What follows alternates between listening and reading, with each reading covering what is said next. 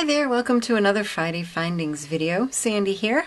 Thanks for stopping in at my YouTube channel and my blog, keepsakecrafts.net. Today I thought I would talk to you about a real basic anytime we're doing wire working, but something that might be neglected, and that's straightening wire. So if you ever have a vision of making a nice piece out of wire, something with smooth, graceful curves, you're not likely to get it if you start with a wire that has bends and kinks. It's very important to straighten your wire first so that you can then get it into whatever shape you want. So how do you straighten wire? Well, there's a few different ways. The most basic is to use just some kind of cloth and run it through. And even this is starting to straighten it. Even better than that is to hold it in some sort of tool. I like my flat nose pliers because there's lots of surface area.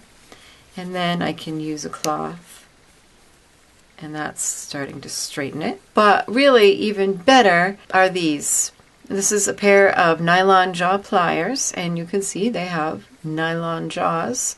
Mine are getting a little beat up because I use them a lot.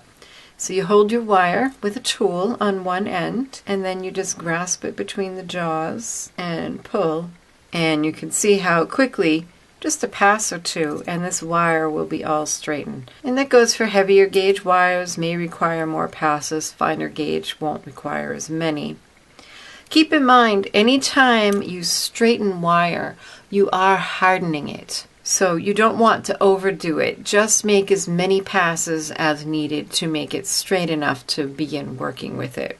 Now, the hardening aspects of straightening wire are important to keep in mind, especially when you're using very fine gauge wire. This is 28 gauge wire, and I use it in projects like these, where all of this heavier gauge wire is wrapped with the finer gauge wire. And there's a lot of wrapping around and around, and it's very tempting that every time you come out and you see a little bend in the wire to stroke it and straighten it out. But keep in mind that you're making it harder and harder and more brittle every time you do that. So it resists the temptation. Just remember that straightening equals straightening plus hardening.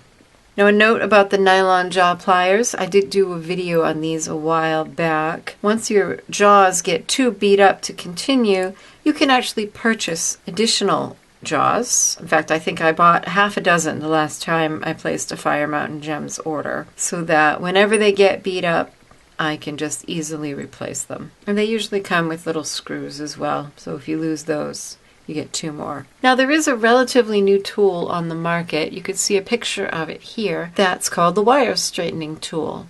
I haven't had a chance to use it. It looks like it might be useful. If you have used it, please be sure to leave us all a comment down below so that we'll know what you think. So I hope you found this little video on wire straightening useful in your jewelry making and wire work. If there are any topics that you'd like me to talk about, please share it in the comments below, and I'll see if I can make a video for you. Thank you for watching Keepsake Crafts videos. If you liked this video, please be sure to give it a thumbs up and share. And if you haven't already subscribed to my YouTube channel, please do. For 3 new videos every week, I upload on Mondays, Wednesdays, and Fridays. And make sure to follow me on Facebook, Pinterest, Instagram, and on my blog. Happy creating. Bye-bye.